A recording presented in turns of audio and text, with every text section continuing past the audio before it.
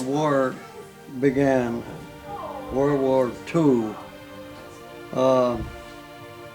there was a draft on that didn't have enough soldiers for the battle that they got involved in Europe, and they had Japan and Europe battle going on at the same time. So there wasn't enough enlisted men, and so they developed the draft system, and you had to be a certain age. Once you reached a certain age, then you were subject to draft. They would call you and say you'd get a letter from the government and stating that you were appointed to be a soldier. So I registered, and one of the questions was your religion and your beliefs and what religion you belong to and all that. And so I also put an extra thing. I said, I do not believe in killing human beings. And I said, that's my religious belief. And so I turned that in, and that's it. And it came a day they called me anyway. I thought they would just not call me because I was of that religion that we didn't believe in killing. And I took it as a child. Well, I was 21 then when they sent me a letter of draft, and I called them and I said, I don't believe in killing, and I put it on my application that I don't believe in killing. They ignored me. They acted like they didn't hear me talk. And so I went home after I talked to the board, draft board, and I just waited for them to call me in. And so it came a time when they needed more troops. Then they called me in, and I was sent to camp in the state of Tennessee. Took my training, basic training there, and the first thing they issued me was the soldiers' clothing. And nonetheless, they had put me into a rifle company, and they issued me an M1 rifle that I was to take my training with. And so I did all the training that I could, and I didn't go around saying that I'm not going to kill anybody. I kept it to myself. I thought, well, this is a secret between me and God now. They ignored me, so I made up my mind that this would be a secret between me and God and the Lord Jesus, my Savior. And so I made up my mind I would not kill. I took the training faithfully, and by all means, they knew that I took the training seriously. Otherwise, I would never have made expert on the rifle range. And so me and a farm kid from Pennsylvania, the only two in a 200-man company, made expert rifle on the range. And so I was on my way to become a rifleman. But in the meantime, we took a lot of training and also anti-tank training. And it came time they developed the bazooka. Ours was a big thing, big tube, about this long. And they called it a bazooka. And it was just in developing stage.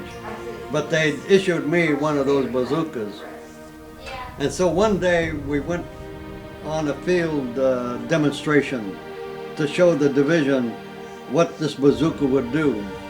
A good thing that they didn't ask me to be in that demonstration, but there were some other soldiers selected, and they were out there in the middle of the field, and they were going to actually fire this bazooka to demonstrate it.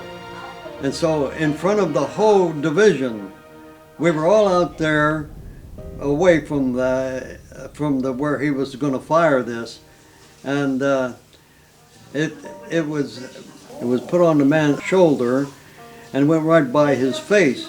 He was the man who held it, and then the gunner stood behind him, and he would be the one that set it off. I forget now where the trigger was and all that, but anyway, it was very, very simple thing, not fully developed like the guns they have today. It was just a tube with a trigger on it and a firing pin of some kind. So I never did see the shell that went in there. We didn't have them issued to us because we were in the States and we weren't allowed to have live ammunition right then.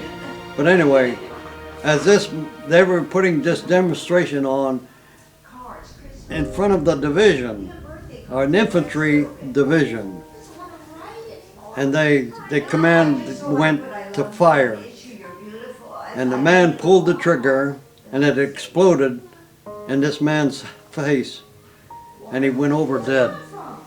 They dismissed us all real quick, and they withdrew all these bazookas from everybody that had them. So that was the end of the bazooka training, and that was enough of a scare. Here I was ready to go overseas, and I had that in my head, seeing this man die on the field through a demonstration that was supposed to be teaching us how to use this weapon, new weapon. Well, that was a bad experience. But anyway, I took my training very seriously, and on the rifle range I made expert, and I continued to be a good soldier. And many times on the marches we'd go out for training and see how they would develop physically, how much strain they could take on a forced march, and also on how much weight that we would have to have a full pack on our shoulders and a steel helmet and these big boots on, and then sometimes they would take us on a running mission and see how much we were able to take, and some of us, especially me, I had a mitral valve prolapse, and they didn't know it. They said I had a murmuring heart. I went to the doctor a couple of times, and he told me I had a murmuring heart. But finally I found out that I was born with it. It was a mitral valve prolapse. That's what I have. And many times I couldn't stand up with the troops as they ran, with this heavy pack on and everything. Sometimes the sergeant would come along and he'd take my pack off my shoulder, and he would carry two packs. He'd carry his and mine too. And I would just barely keep after the troops. And I took that training and I continued doing that, and they kept me there, even knowing that I was making an honest effort. They still wanted me in the infantry and with that heavy pack and all, and I continued to take that training. At camp, I brought my hair clippers with me, and the scissors and the comb, a barber's comb. And I would do our soldiers. They want me to cut their hair. I did my father. That's where I learned. My brothers, I cut their hair, you know.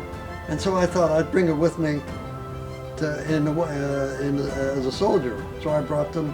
When I got drafted, I brought the clippers, hand clippers, and the scissors and the comb. And there I was cutting the soldiers. And the captain found out that I was cutting hair. I was making a nickel, a quarter, whatever they give me, you know. And I was sending money home just from cutting hair at camp. And the captain came, and he wanted me to cut his hair. I said, boy, I nipped many a ear, you know, with the scissors. And I thought, if I nipped the captain's ear, he's going to kick me out of the outfit. And so I managed to do the captain. Then the first sergeant, he was a Christian. He wanted me to cut his hair. And so after having all that military training, because I became friendly with them through the cutting of their hair, my first sergeant, he found out I was a Christian. He was a Christian, you know? And I don't know if the captain was a Christian or not, but anyway, they got to liking me because I cut their hair. And nobody was as popular as I was, because who would touch the captain? I touched the captain's head, you know? And boy, I felt like I was a real soldier because I was doing the captain's hair. And so I took the rifleman's training. And there came a time, before we went overseas, there was a change in Jeep drivers. They decided before I went overseas they were going to send me to a school in Fort Benning, Georgia. What for? Take motor mechanics training. Why? I didn't know why. I took motor mechanics training.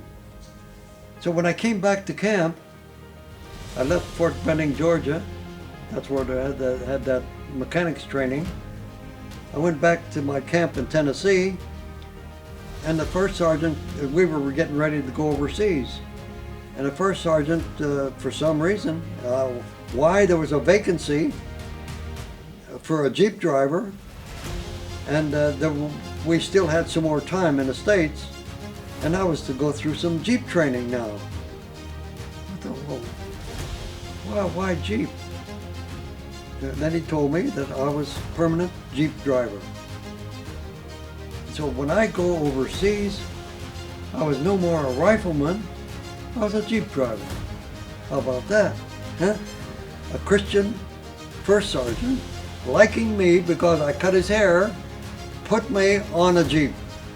There was 200 guys to pick from in the outfit. He picked me to be a Jeep driver. I say that was God.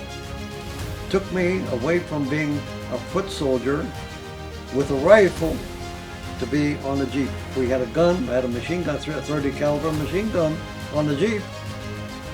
And I had the order, I had the authority to give the order to shoot. I had to. That was my duty. If anybody came out there in front of us, I was to give the order to shoot. But here I am now, a Jeep driver. No more rifleman. That was God. And then I really praised the Lord for that. And so when I got out there where I could have shot, I could have fired on people, I didn't do it. I didn't go around boasting that I'm not going to shoot anybody. I didn't go. That was between me and God. I told them to start with, I don't believe in killing. And that was it. I never had to say it again. And so that's what God did for me. He made it possible that I didn't have to shoot anybody. And so I thank God for that. I thank God. I never killed anybody.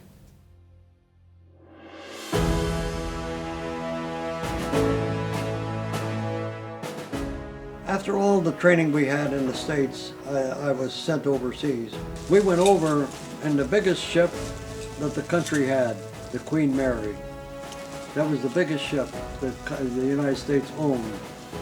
And we went unescorted across the ocean because it had this ability to zigzag. It had the ability to change lanes every now and then. And the Germans weren't able to zero in on them with their, what they call those? Torpedoes? Torpedoes that they had for water warfare. And so this Queen Mary would zigzag all the way across the ocean, and it never was hit by any. It brought over thousands of troops to Europe, and we went to England first, and then after the war started, then we crossed the English Channel, and we landed in France. The United States Army had already started to push the Germans back.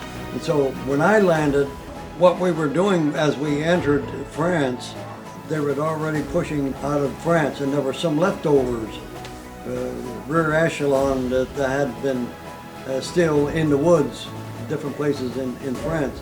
In one of the first battles, I was on this Jeep following the captain through a woods, and I heard the bullets whizzing by. And the first time I heard bullets whizzing by my head, and I saw the captain hit the ground, and I hit the ground the same way as he did.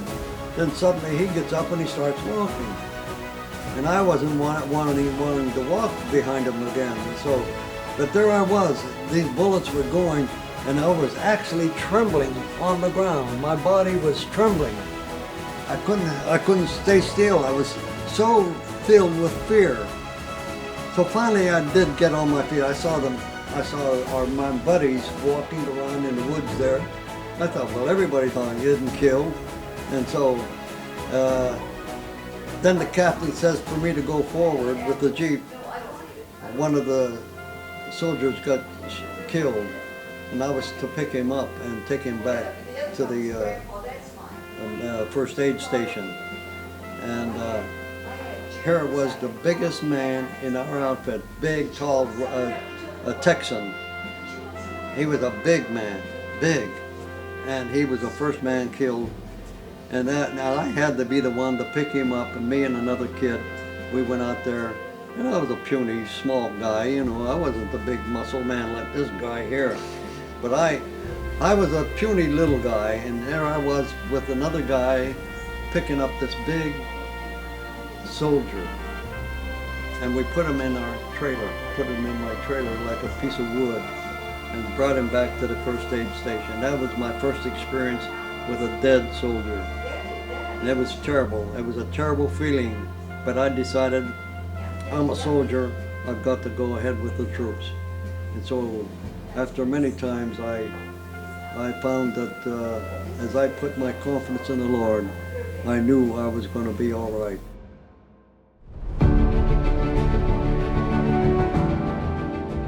I was an assistant Jeep driver at that time.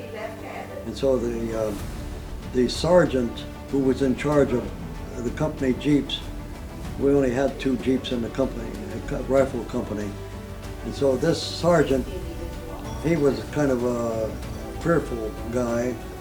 And every time there was some need to go forward to where the troops were, to bring supplies, bring ammunition to them, he would select me and say, you go. And then when it was something that was more or less fearful with, he would go. He would go forward with the ammunition and the food or the dry clothing that had to be delivered to the troops up front. And so then that continued for a long time. And so I had the responsibility that when I was commanded by him, I was to obey. And if he gave all the trips forward for me to do, I wasn't to rebel. I was to not say, hey, it's your turn. I couldn't say that. I had to obey him. So it got to the point where he began to boast. He's telling me what he's going to do when he goes home. He was from Pittsburgh. And he's telling me all the things he's going to do when he goes home. And sometimes I would get angry with him. I'd say, you don't know if you're going to make it home. And I said, you better be careful how you talk, because you might not make it. And so I knew I would always tell them about Jesus. I would tell them that I'm trusting the Lord for my life. And so there it was. That went on for a long time, that feud between me and him. But I had to obey him. I couldn't argue with him. But I found that there were times when I was ordered to do things that I thought it was ridiculous. The Germans had already come forward quite a lot, and we had to keep pushing them back. And so one time the captain called me to a dark place where he had a little tent set up, and he had just a little flickering light in there. It didn't dare make any real light. And so he called me in. He had a mission for me to do. Evidently I had a good reputation about traveling out there. I never got lost. And when it was time to go out to the troops, I found them every time. And I brought their supplies to them.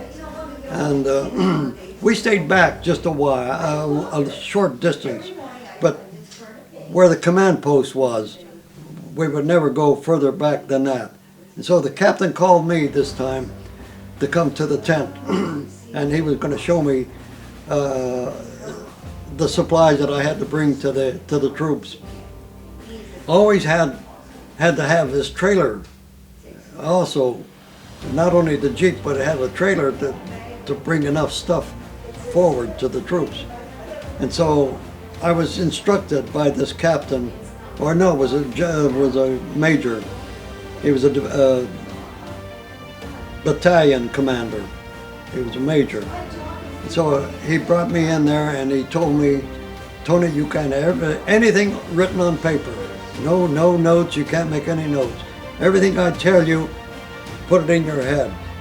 And he gave me directions where I was to go in the dark to deliver these supplies. And so he gave me all the instructions. He showed me a map. He showed me a map where I was to go. But he says, you're not to write anything down.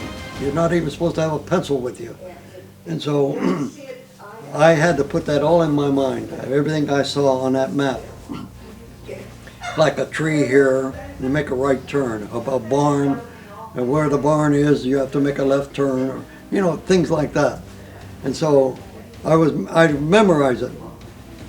And so I got loaded with all the supplies, and it was so dark we weren't allowed to have even the, what they call it, little eyes on the Jeep. We couldn't have those little tiny lights, couldn't even have those on, because it was so dangerous. The Germans were mixed in around different places where our troops were, and so they had to search them out and wipe them out. And so I thought, how am I going to see the roads? How am I going to see these land signs? How am I going to see them?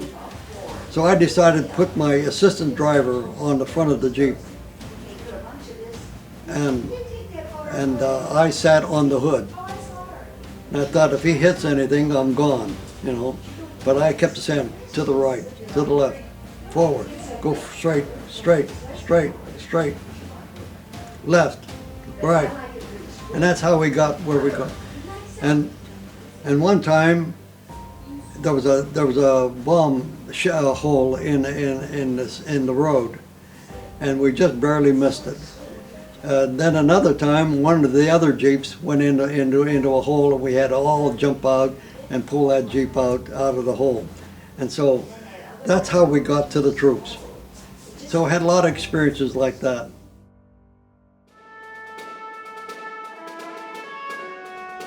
It came time as we went further in, we chased the Germans back farther, and we were moving on. Even in daylight, we were pushing them ahead, pushing them back, and we were going ahead.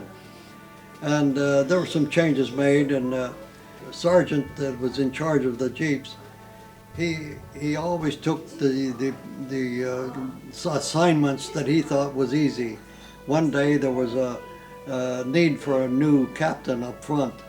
Evidently somebody got killed, and they had to bring an officer forward.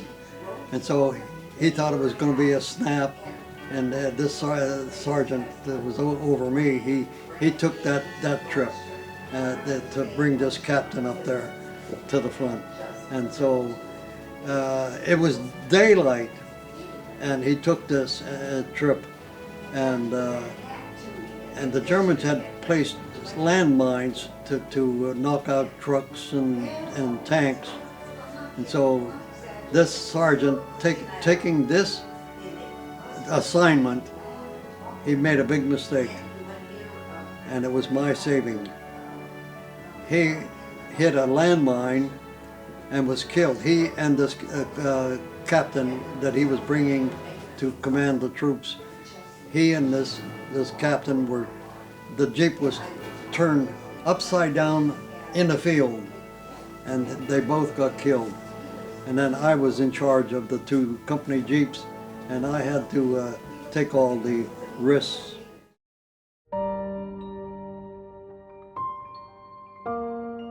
They assigned me a young boy to be my assistant, and I had a 30 caliber machine gun mounted on the right side of my Jeep, and they assigned this young boy to be with me. Well, I was young too then, not only him, a young boy. I was a young boy too, but anyway, he was my assistant. And many times I would tell him, we were bringing supplies in daylight. One time there was a certain place where our troops were pinned down, and they were running out of ammunition, and they wanted me to bring a supply down with just a Jeep, drop the trailer so I could make it in a big hurry. And so he and I went to many missions like that, and I had the habit of telling him, I said, we're going down through this woods, and I heard that they're firing on the people that go down this woods. I says, keep your finger on the trigger. Me, who didn't believe in killing, I says, keep your finger on the trigger. And I made a silent prayer. I said, Lord, don't let anybody come out in front of us. I don't want them killed. And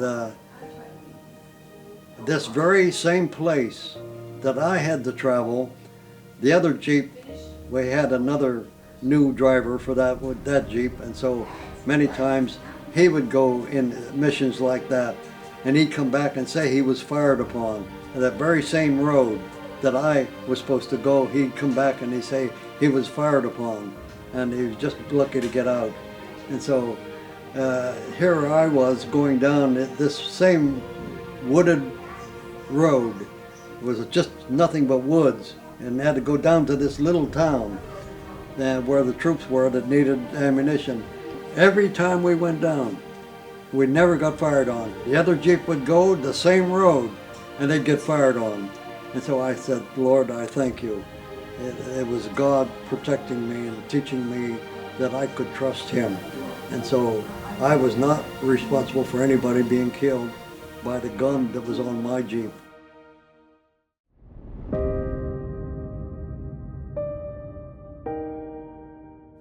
Norville, France, September 1944. The United States quartermaster never gave me anything warm to wear on a Jeep. You know what I did? I was so cold many times on a Jeep, I did something illegal for an American soldier to do. I decided I'm going to put one of these on. And so I took a pair of pants that I found that belonged to the German. These pants were German combat clothing, not dress uniform. I even had the captain on the Jeep many times. I'd take him out somewhere and take the captain, and I had those pants on. He could have court-martialed me, but you know why he didn't? I had it full of mud. When I drove that Jeep, I hit every mud pile I could hit, and I got all plastered with mud. And I didn't wash any of the mud off, and that's how I kept warm with those pants. Illegal pants.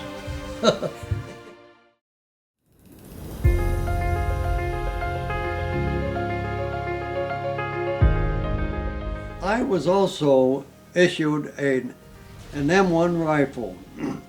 That's how I took my training, and I knew how to fire it. And I had a 45 in a holder on my belt, and I had another big, what was it? I forgot now. Another thing on the Jeep in case we lost control of these that we had close by. We'd always have another one we'd grab, you know. And so had all this ammunition and all these weapons right at our fingertips, and I never had to use them. One time we were traveling because there was a big lapse between meeting troops to battle with, and so they would make a forward move with the vehicles. The German airplanes came down on us to strafe the convoy, and we were on the tail end. What they do, they hit the front end of the convoy and the back end. That way it catches them all. When I saw this plane coming down, I was on the tail end of the convoy. When I saw this plane coming down to hit us, I turned the Jeep off the road into the bushes, and a big briar caught me across the face. And it affected this eye, and I had to wear a patch on my eye because that was. But anyway, we both hit the dirt, and we got into a ditch, and the bullets were popping all around us. But it missed the whole Jeep. It missed the whole Jeep. He must have been aiming the ones ahead of us. But anyway, we got back on the Jeep, but I couldn't see because this eye was bloody and it was injured. So I put a rag on it, or a handkerchief or whatever I had, and I blocked this eye. And so I went until I could see a medic. I had to drive with that patch on my eye.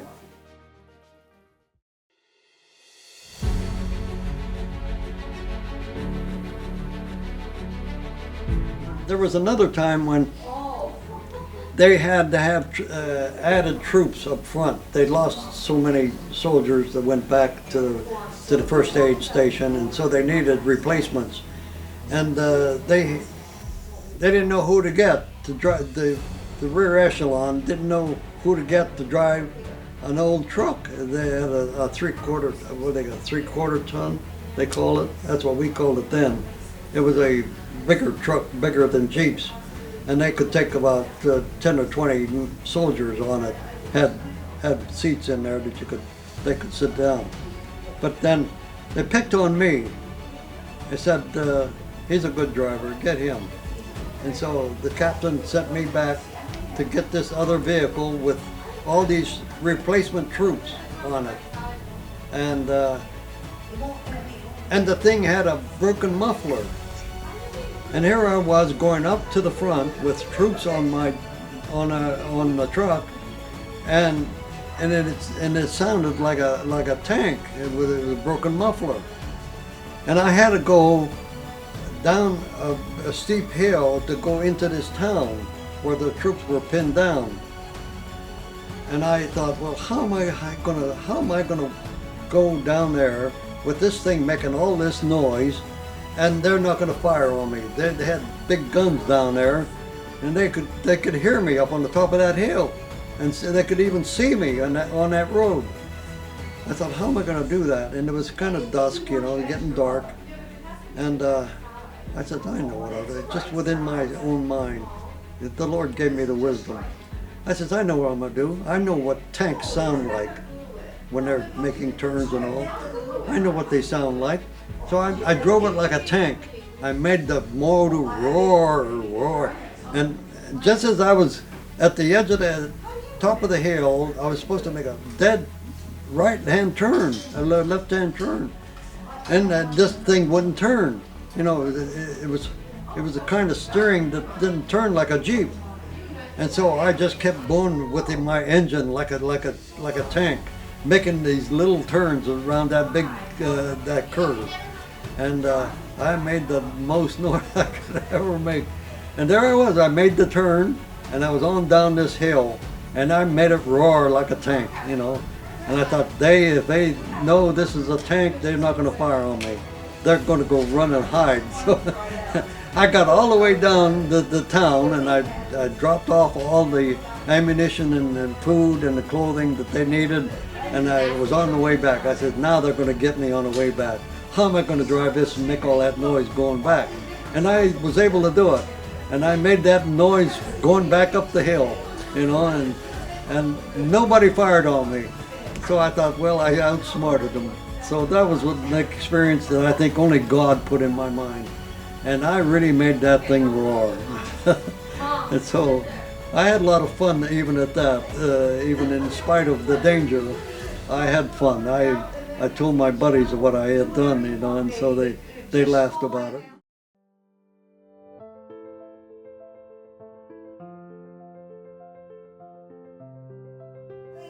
Had other experiences where the bridge was burned out, and we had to go down where the bridge went down like that. They knocked out the center part of the bridge, and the road went. And they stopped the whole convoy, and we were supposed to go down this half bridge. And if you weren't careful, the two bridges were like this, part of the bridges. And if you weren't careful, you'd smash into this over here, and then we had to go down a steep grade. There I was loaded with ammunition and different things for the troops, and I had to go down this broken bridge. and that other trucks were doing it. I thought, well, I can do it too. And so I started down this, and then there was a captain down the bottom of there that he was signaling us a certain, after we got down a certain distance, that we were to turn off, because otherwise we'd crash into that other part of the bridge. We didn't see that from the top. So we didn't see it until we got down there. And so he gave me a signal to make a right turn off of that piece of the bridge that I was driving on. And I made it. And now these other guys made it too. And so those are some of the dangers we had. Knocked out bridges. We had to go down. That was the only way out, the only way to get to where we were going. So that was another experience of difficult things.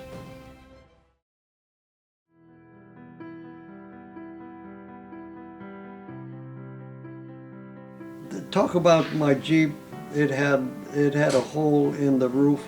We weren't allowed to have the roof on until toward the end of the war. Then we were allowed to have our roofs up, a canvas roof, you know. And so one time we were in a town, troops of the Germans were already going back, and our troops came in for rest at this town. And it was a farmhouse. In Germany, the farmhouse and the barn were all incorporated in one big circle, and they had a big, it must have been a stone fence all around they call it a compound. And they had a big manure pile in the middle. The cattle and the horses were in there, and then the house was all attached. And there was a big gate. So this gate was open, the captain was in that house. And somebody gave me a command to take to the captain. I was outside this building, and and so they gave me some orders to bring to the captain. He was in the house, and I thought, well, I better take my assistant with me. I thought the two of us better. We didn't hear any firing at that time, but there was some firing, and so hearing that noise, I decided to take some security. I took him with me. If one of us got killed, the other one could bring the command to the captain. So we started in this big gate. It was open. The captain was right in front of us, inside the house. And I could see there was a door open into the hallway of that house. And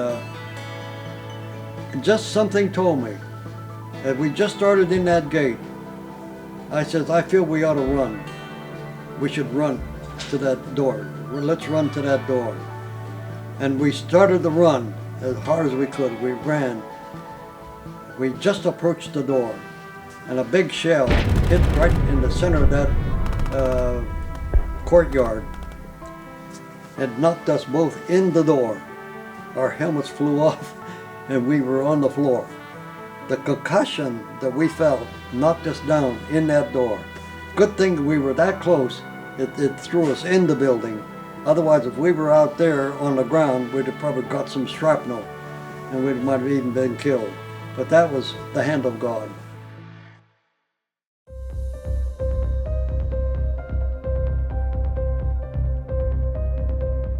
Another time, we were at a rest period, and on a farmhouse in Germany, and the troops were all in the house, and the house had this barn that was attached to the house, and I parked my Jeep outside that barn door, and we were inside talking and laughing and all inside the barn, and I got a feeling I better move my Jeep.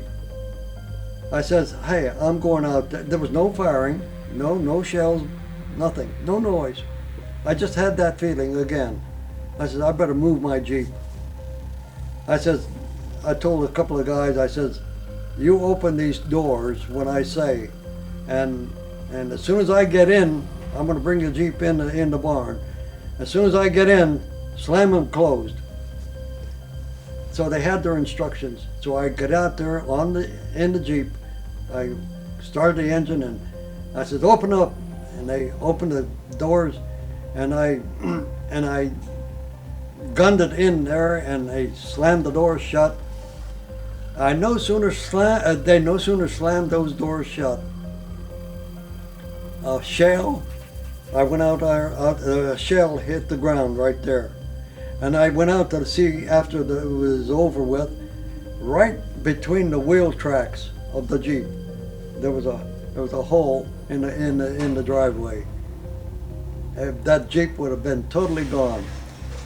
But nonetheless, I looked at my Jeep as I went back in, and the canvas, I had the canvas top up. There was a piece of shrapnel that went through the back part of the Jeep's canvas and came out at the head of the driver, right where the driver would have been. There was a hole in the canvas. If I had stayed in the Jeep while I was in there, when I went in there, I jumped out of the Jeep real quick. If I was in the Jeep when that shell hit, I would have got it in the back of my head. And that's what I calculated by where the hole was in the canvas. And so there, God spared me.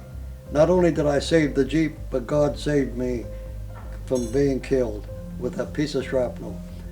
So I saw these things God had done for me, and I just marvel at all the things that the Lord had done for me. And all the same time, that thing was in me that I did not want to kill. And God did not permit me to kill anybody.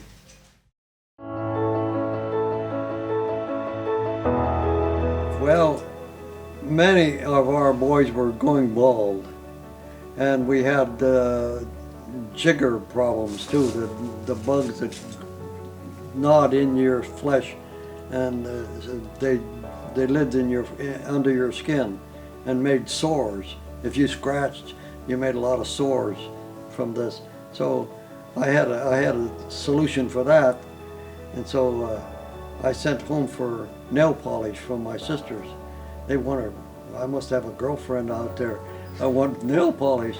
I said, "Oh no, it's not a girlfriend. I have chiggers in my body, in my flesh, and you put this nail polish on it, and it smothered them, and they would die under your skin.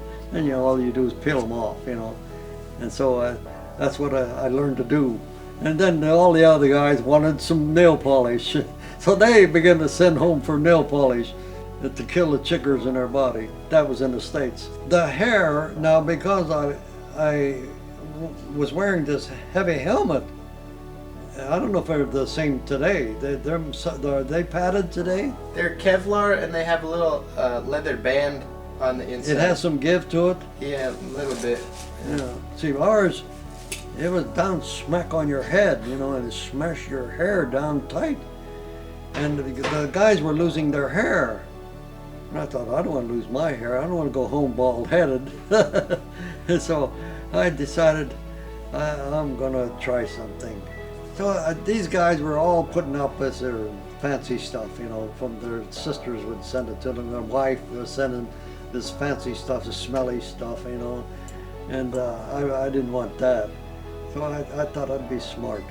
I'd try something different, something that has some body to it.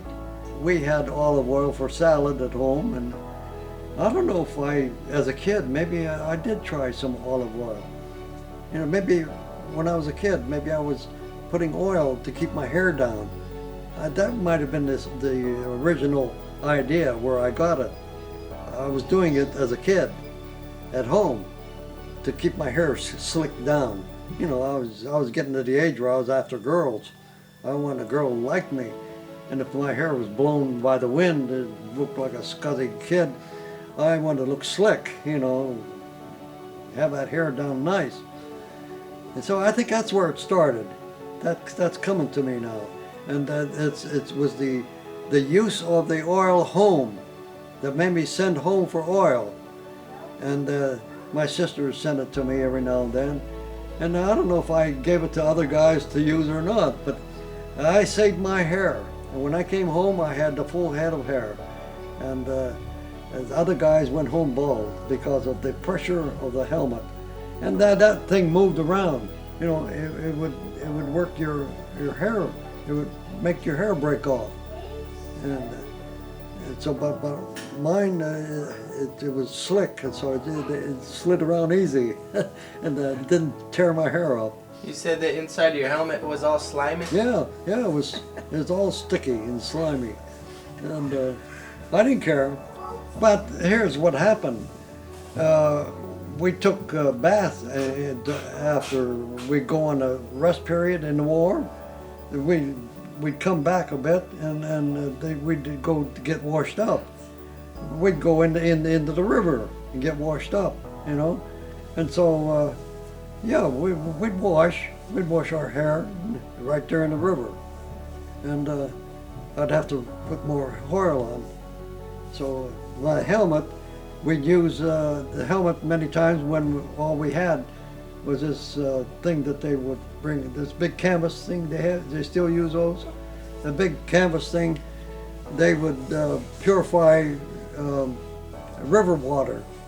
They'd have these big things on legs, made out of canvas, a big thing. And they would take river water, put it in this canvas thing, and put chemicals in it to purify it so we could drink it. We'd take a bath with a helmet of water. We'd take some of that water, and places where there was no river, we'd use that water out of that tank that we would use for drinking water, and use a helmet of water, wash our hair, wash our bodies, you know, just with a rag, you know, with a handkerchief or whatever we had. And that's the bath we would have at the rest period. And so my hair did get washed once in a while. So, but it was really, and then the helmet would get washed out too, because we'd have some soap. It would wash out some of that grease.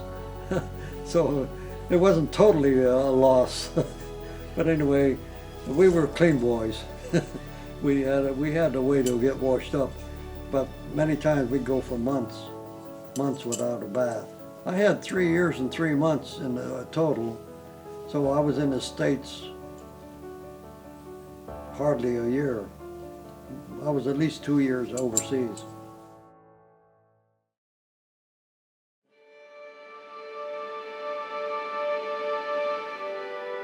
I got to the point where I had looked on to so many bodies that I was happy when I saw a dead German. I felt ashamed for that feeling that I had.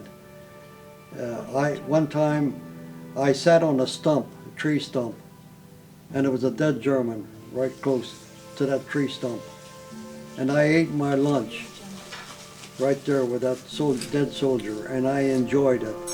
I thought, here's that Christian boy that I am, you know. There I was, I saw how God spared me, and there I was. I was happy that there was a dead German there. And I thought how easily you can become hardened to the death of a human being. And so I was very conscious of the fact that it didn't take much for me to lose my Christian belief if I wasn't careful. And so I made sure that I didn't feel that way anymore.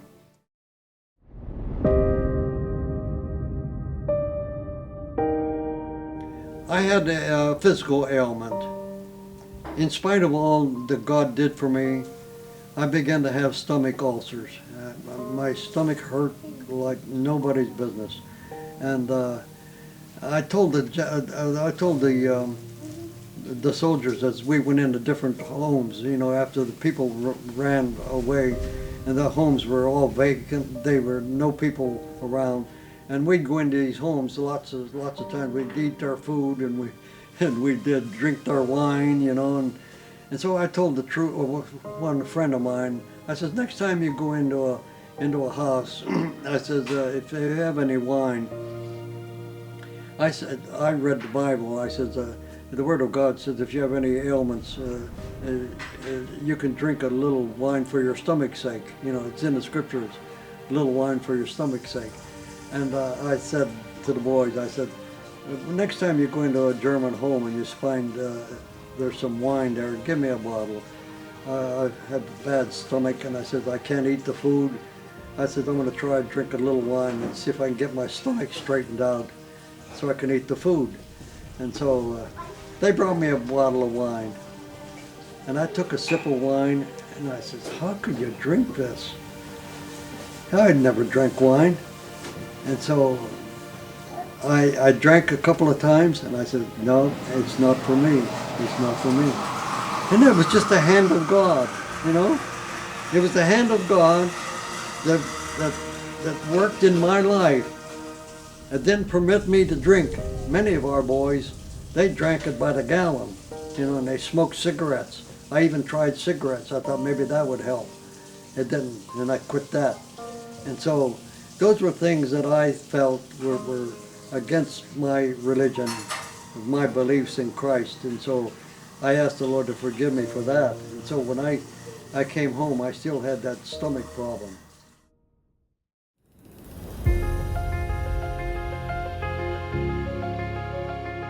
After the war, we saw most of the troops were sent home back to the States, and we were waiting our turn. But in the meantime, they had us do guard duty, and we would eat in somebody's home. People worked the kitchen. They would set up a mess hall, and we'd go and eat at a certain time. And one time we had it fixed in a larger building, not a home. It was in a larger building, and they had set up the company kitchen in there, and the troops were going through, and there were some old German people that were poor, and they were starving because of the war. Things were destroyed, and many of them were without a home. And they would follow the troops wherever the troops were. They would ask for crumbs of bread, you know. And so this one time, in this building, it came I got in line with the rest of them, and I got in line for my dish of food. It had this metal, like a mess kit. And so I went to the mess kit, and he loaded me down with this food that he had there. And I looked over there, and in this room, there was an old lady standing there with little kids with little pans in their hand, and they would run to the garbage can, and they would stick it over the garbage can and get the soldiers' scraps that they would throw in the garbage can. Everybody had something that they threw back in the garbage can, you know, they wouldn't eat it all. And some of the food wasn't worth eating anyway. But anyway, I had my mess kit full of food, and I saw this woman over there, old lady, and these kids would all grab this food from the garbage can, and she wasn't getting any of it. I thought, that old lady's not going to get any food with all these kids here. And so I went over to her, and I gave her my whole mess kit. I dumped that whole thing in her pan. She had a pan there waiting for handout, and I dumped my whole thing in her pan. And I thought, this is a wonderful feeling that I was able to do that. And I stayed the rest of that day without eating because I gave it to her. And I felt good about it. I thought that's a Christian thing for me to do. And those are one of the little things that God laid in my heart to do. And so I just thank God that I had that much of Christ in my heart to do what was right for the people.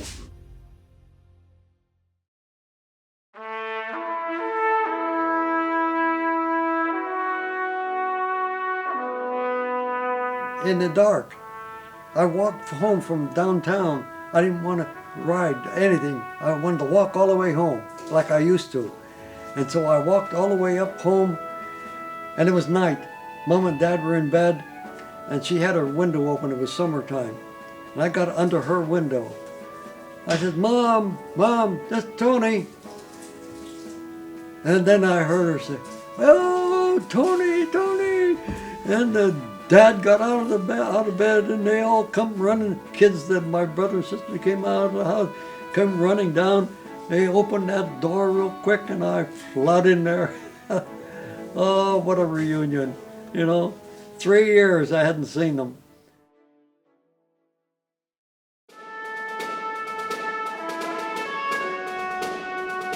I came out of the Army, and I had some things that I wanted to keep. I took a dagger. It was some kind of a dagger. I forgot the name of it. I had one of those. I had a pistol. I had a pistol I wanted to keep. A 45. It was a 45, yeah.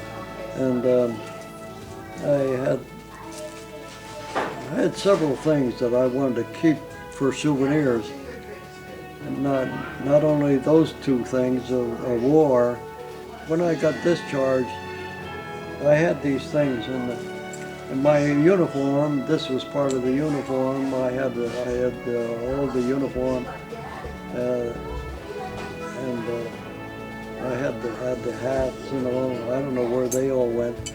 But anyway, these things, this is expert rifleman. This is expert rifleman. Expert, a farmer from Pennsylvania, never had a gun in his hand, made expert. Had several things that I thought I would keep, especially the pistol and the dagger. And when I went to Bible college, I brought that with me to Bible college, and I thought I'd show off, that I had something from the Army.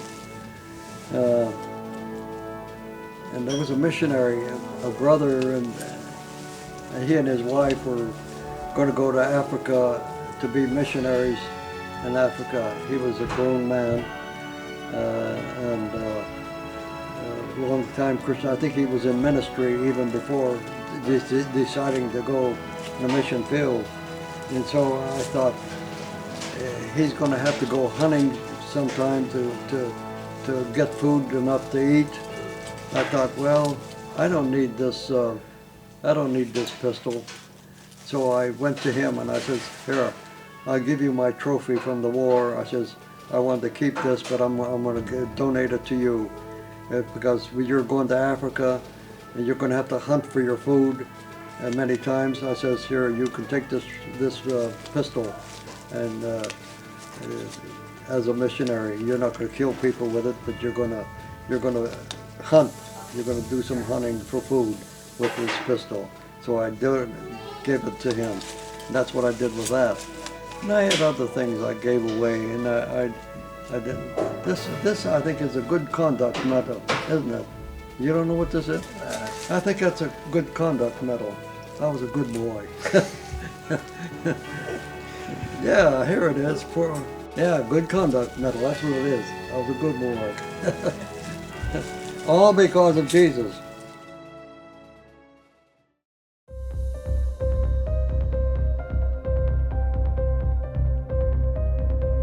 Yeah, that was a dress buckle. Oh, German. I probably took it off a dead German's uniform. You couldn't get it off a live German.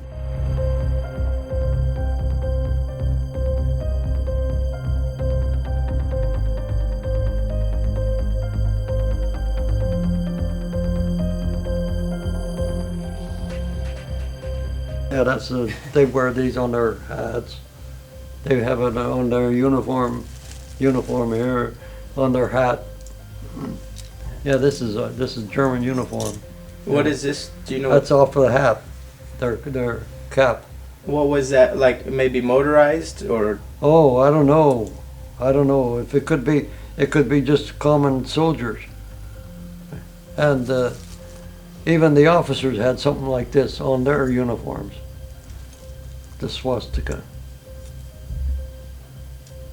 That's a swastika. I took this off a German uniform. I didn't want to bring the whole uniform here. German. Yeah. I must have found it in the ground the way it looks.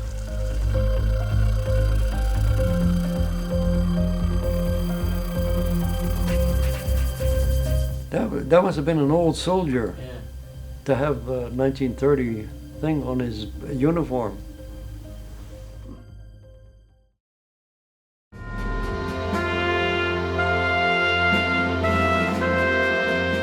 And this was my Jeep. Oh, I had Newcastle, Pennsylvania on it. You'd be surprised, sometimes I was going through Germany and somebody from Newcastle would see my Jeep with Newcastle. And we'd have a real good talk together.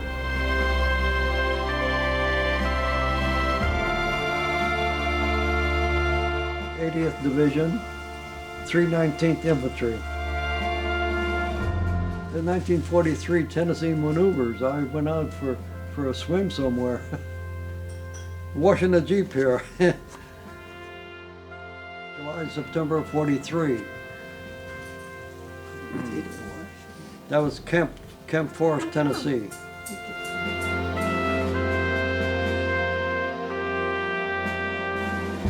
had a buddy on my Jeep in the war.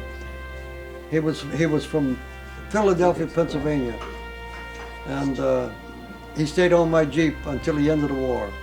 And he's the guy I told, keep his finger on the trigger.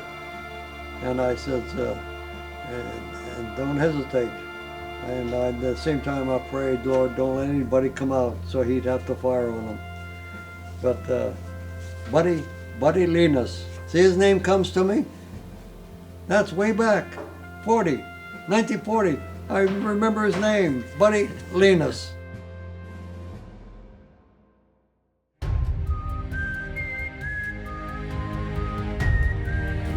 Oh, this is in Germany. That looks like a nice farm there. I should go back and find this. Look at that, two nice houses there, big house. I met some good partial Germans that had pictures and things to give the soldiers. Germany, 1945. I drove through this town when the Germans started their drive on the Bulge. Oh, the Battle of the Bulge. Yeah, Luxembourg is bordering Germany. We were right on that border. Both, we could step 1 foot here in Germany and 1 foot in Nuremberg. And the Siegfried Line was a big defense of the Germans. They had a big place of going to have the last battle, Siegfried Line. And the river crossing, we crossed over that river. They managed to repair the bridge enough that we could use it. The Germans bombed it, but they didn't totally destroy it.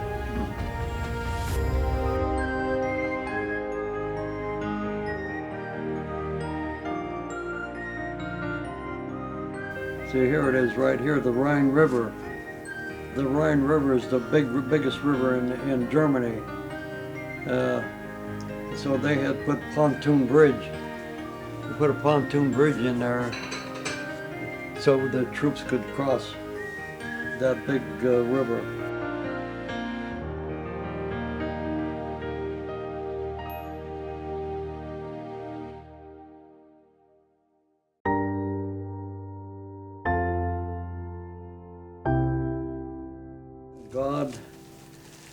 God gives me a nice wife. The first thing I was interested in when I came home, to go to church and find a girlfriend. I wanted a wife. I was 24. How old were you? 24. When you got married? 21. 21. 21. I was 24.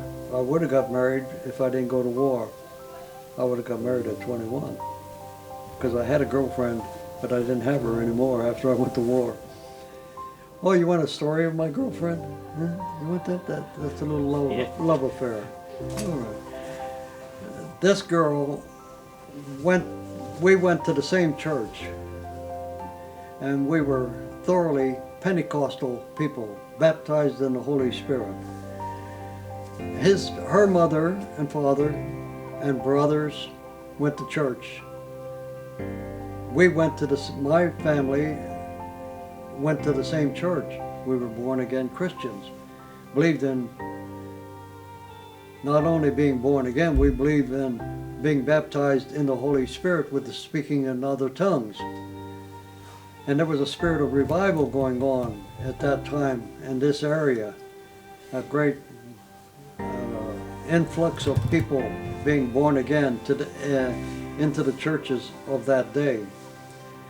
And this family were very close to my family. My dad and this girl's father worked at the same place, a cement plant in Wampum, Pennsylvania.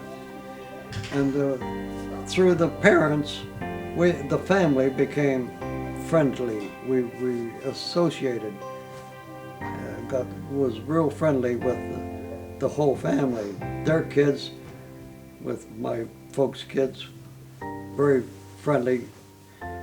And so this girl, that they had one daughter and two boys, one daughter and two boys. The daughter, I think, was the eldest of the three. And I was coming to the age when I was interested in girls. In high school, I was interested in girls, but I never got close to them. I didn't dare to, because I didn't want to fall in love with an unsaved girl. And so I was looking for a Christian girl at that time, and I thought, of all the people that I know, this girl is a Christian. She goes to church every day, and I see her at church. And so she was somewhat younger than me. I don't know how many years younger, maybe 3, 4, 5, maybe even 5 years younger than me. I felt I was older, and so I looked at her, and as any boy would, and say, well, she's a pretty girl, and I think I'd like to make her my girlfriend. And so I knew she had talked around with boys, you know, but I didn't know that she had a steady boyfriend. She never did, until I asked her. But like a good boy, I even asked her parents if they minded if I was her boyfriend. So that's what I was taught by my father, that I wasn't just to go and date a girl and run off to the bushes with her, you know. And so I asked her father and mother, and they liked me because I was a Pallott. They knew my father, you know. And so, yes, they gave me permission to date her. But I had a car at that time, an old 31 Chevy, 1931. Not 91, 51, 31. And it had a rumble seat. It had a seat in the back that you can open up, you know, for fresh air, and you could sit in the back. But anyway, I never took her out in my car. I didn't believe in it. People would get ideas that we were out. I saw ungodly people. I saw older people. I saw them. Sometimes I'd go right up our street where I lived, and I would see cars in the woods with girls, men, boys with girls. And I saw that, and I said, that's the way the world does. And so I made up my mind I would not take my girl for a ride in a car. I didn't want people to talk about us out doing things that we're not supposed to do. as young people. And so I never took her out for a ride in my car. And so I was very respectful with her. But I loved her. I really loved her, and I wanted to marry her. The draft came on, and I was drafted. I got this letter from Uncle Sam. I was to go to the Army. So you talk about a broken heart. She had a broken heart. I was affected too, because I was really in love and I wanted her. I wanted to marry her. I went in the service and I communicated with her by letter. Maybe 2 or 3 times a week. I don't know. I don't remember now. But as often as I could, I wrote a letter. She'd write me. And the mail clerk, he'd come out there with a bag of mail, you know, and he'd yell out, Sergeant so-and-so, PFC so-and-so, Sergeant so-so, and Corporal so-so. And he'd make a remark. And he'd smell it. He'd say, oh, this is your girl. And he'd say she put perfume in it, you know. And he'd make a big joke and make everybody laugh, you know, with our mail. And I'd get my mail too. Oh, he'd say, oh, there's Valley, Tony, there's Valley. Then he'd smell it, say, yeah. And he'd make a big joke of it. And so I wrote letters constantly with her before going overseas. And I hadn't had a furlough yet. And so in the midst of all that letter writing, it came time for me to have my furlough. Then I was going overseas. So I go home on furlough. Where do you think I went? First thing I did is go see my girlfriend. I was in love, you know, like most young men when they're in love. And we sat on the porch. It was summertime. We sat on the porch and talked, and somebody had already told me that she was corresponding with Jimmy, my friend. Jimmy, a boy in the church. It was a friend of mine, and he and I buddied around, and his father had a huckster truck, you know, selling vegetables and fruit. His father did that, and I repaired his father's truck, and we were close friends. Jimmy and I were like brothers. And when I went overseas, when I went in the service, Jimmy went in the service. He was drafted too, or he volunteered. He was special. He volunteered. And so I was corresponding with her, and he was. In fact, he got married before. He got married before he went overseas, and before he went into service. And I think he had a child with his girlfriend. He had a child. He was married. And he had a child before he went into service. And so something came up. I says, do you hear anything about Jimmy? Because he was my friend. I felt free to ask her, where did Jimmy go? And I asked some questions. Did his parents say anything to your parents? Talk about Jimmy, you know. I wanted all the information about Jimmy. Then she says, oh yeah, I wrote to him. I said, are you writing to him regularly? Well, you know, I'm writing. I said, how about it? Show me one of his letters. Oh no, that wasn't right. Show his letters. Here's a married man in the service with a child writing to my girlfriend. What for? I found out that while he was in the service, he divorced his wife.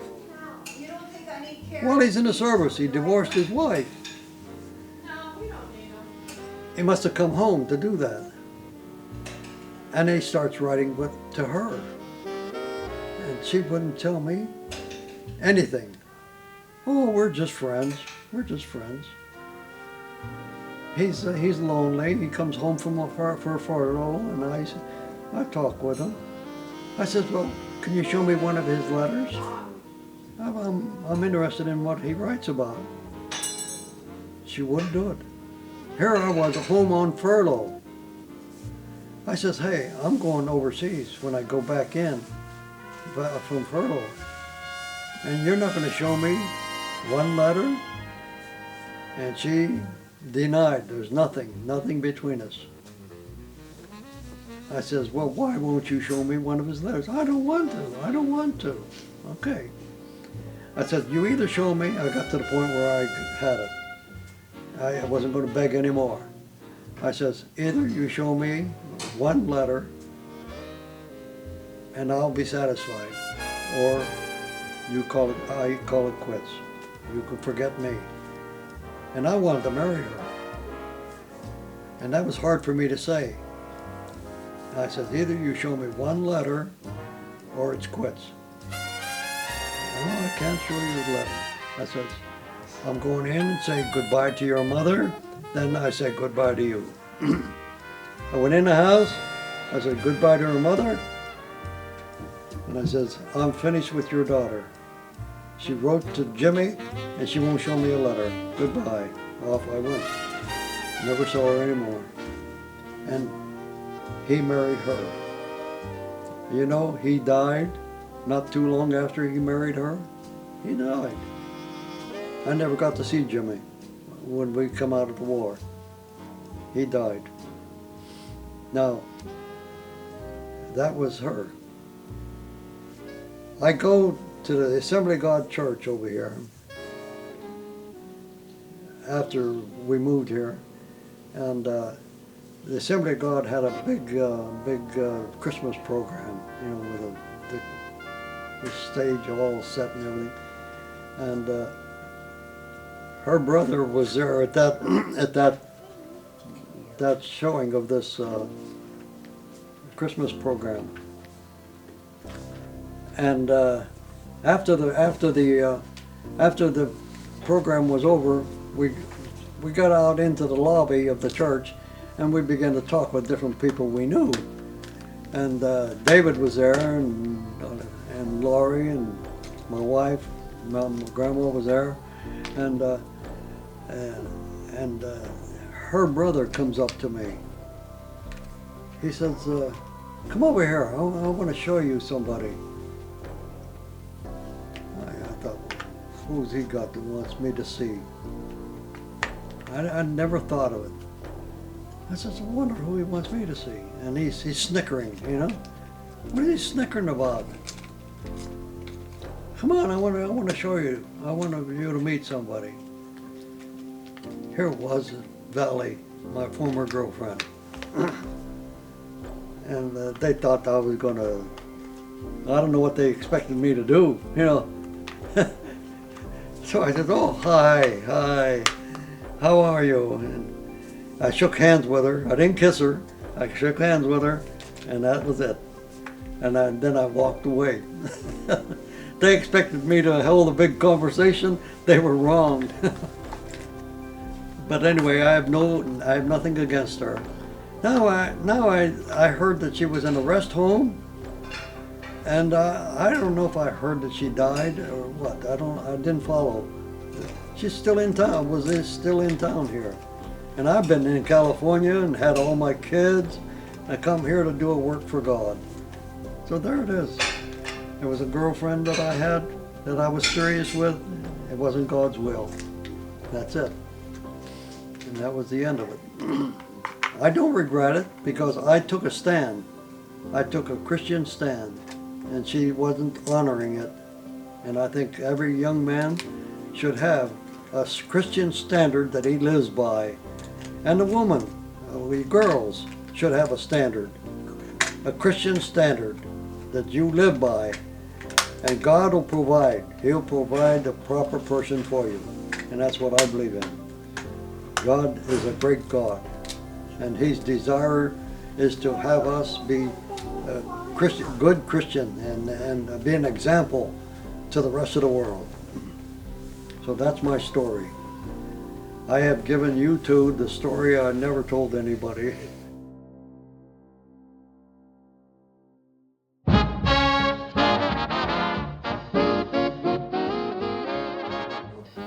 I grew up in Newcastle until I went to the Army. And then when I came home, that's when I began to wander off. I went to Bible, I went to Bible college, got married. That started me rolling away, going different places. I went to Bible college, and from there, different towns. Where around here did you live? In Newcastle? When you were a kid? In Newcastle, well, it's a north side, they call that north side, up Croton. They call it Croton area. C-R-O-T-O-N, Croton. That's where I was born and raised. I was raised in the same house. I went to the Army from the same house I was born in. My mother, she just, I think I was her special boy. She loved me like, I would grab her hands, I would hold her hands and struggle with her like he does with his mother. I do that. I did that with my mother, and we had a lot of fun together. The others, they got their whippings, but I never got a whipping. The only time my mother hit me, my brother, he's dead now. My brother had done something wrong. My mother had a watch. It was a pendant. Is that what you call it? Pendant watch. It was on a chain, a little watch. It was somebody, my dad must have bought it for her. It was a wedding gift or something. But she had that. It was a treasure for her. She put it in a little bowl on her dresser. She didn't wear it all the time. She put it in her dress, on her dresser. And one day she was looking for this watch, and she couldn't find it. And she knew some of her brats got into it. She knew us kids pretty good. She knew who was a good kid and who was not. And she knew which one that needed the spanking. And she went to each one of us. There was about 4 or 5 of us at that time, all little, you know. I was the oldest, I think, at that time. And she, did you take my watch? No, I never saw it. You take my watch? No. Nobody. Even the one who was guilty. No, I never saw it. So she said, I know what I have to do. I have to start spanking. So she got a little stick. She started spanking right down the line. She got every one of us, gave us our share. And we all cried, you know. I forget how old we were. We were all crying. Even the guilty one was crying. And I don't know what happened. Maybe he got more. Maybe she suspected he was the one who did that. And she must have given him an extra heavy dose. And he cried and he confessed. What did he do? He stole her watch and he took it to school and he traded it for some little toy. My mother's precious watch. He traded it with some kid for some little toy. It was my brother Frank. He was almost my twin, you know, and he's the one that just died. But she got the answer she wanted by whipping us. But my mother, she was good. She very seldom spanked us, very seldom. Now my dad, he very seldom spanked us, but if we weren't ready at the table when it was dinner time, if we thought it was better to play and have fun outdoors, and especially in the summertime, and we got home late for dinner, my dad would not start to eat dinner until all the kids were around the table, everybody. He had 9 children at that point, and everybody had to be there. Nobody was married, and everybody had their place And if there was one missing, it would show. You could see who was missing. And so, many times we would be busy up the street with some other kid, sometimes some little girl. We would be having fun because we were playing with girls, you know. And my dad would come out after us. He wouldn't start dinner. They would wait till these brats that were out there knowing it was time to eat and they weren't coming home. And so he got you, boy, when he get you. And he'd take me by the ear like that and take me home with my ear in his hand. And lots of times he'd give us a little boot, you know. And I don't know how many times he pulled my ear, but I had my chance too. I had my turn. I wasn't always faithful. You get out there. I'd never owned a bicycle, you know. Who owned a bicycle in Depression days? But some rich kid, you know. And so the rich kid didn't want anybody to snatch his bike away from him. If he'd go in the house, he'd put a lock and chain on his wheel so nobody could take a ride. But at times he'd forget to put the chain on. And us kids that didn't have a toy to play with, we'd run off with his bike and we'd have a nice run right down the side streets. We'd go as far as we could and come back with it. Then he'd grab us, you know, and take his bike away from us. But anyway, that was how we had a bike ride, by stealing it from a kid. In fact, I even remind him, now he's still living, he's my age, he was in my class in school. His father had money, but they only had 2 or 3 kids, so they had money to spend for bikes. But I still remind him how I used to steal his bike and go for a ride. But here's what happened. I got my ear pulled. I was having fun, you know. And so I taken this friend's bike, and I got this girl down the street. I put her on the handlebars, you know, and I was giving her a ride back and forth, up and down the street in front of her father's house. I wasn't going anywhere, just in front of her father's house, with this girl on my bike, on the bike that I borrowed. And my father comes looking for me, and here I am sitting on a bike with a girl. Boy, was I embarrassed. I thought, how could I forget it was dinner time? I was having fun. I had a girl on the bike. Well, I got my share of paddling. So I learned not to get hooked up with a girl. You're bound to go home late. Is that house you lived in still there? Yeah, it's still there. Still, it's too bad we can't go up there and see it. Maybe we could after we eat. Huh? It'd be good. You could take a picture of it. I don't even have a picture of it, I don't think. Yeah, it was on a dirt street. It was a dirt street. Today it's paved, but it was a dirt street and dirt sidewalk. And and we used to, when it had a big rain, the street went downhill a little bit. And when it rained, it had a gutter on both sides of the street where the water would gush down. If it was a storm, real storm, boy, a big storm of water going down the street. And we'd take our shoes and socks off, and walking in that water, having a ball, you know, get our pants all wet, then go home and get a paddling for get all wet. But yeah, on that street, we had lots of fun. The Iceman, we had an Iceman in those days. He'd have a horse and a wagon, a flat wagon.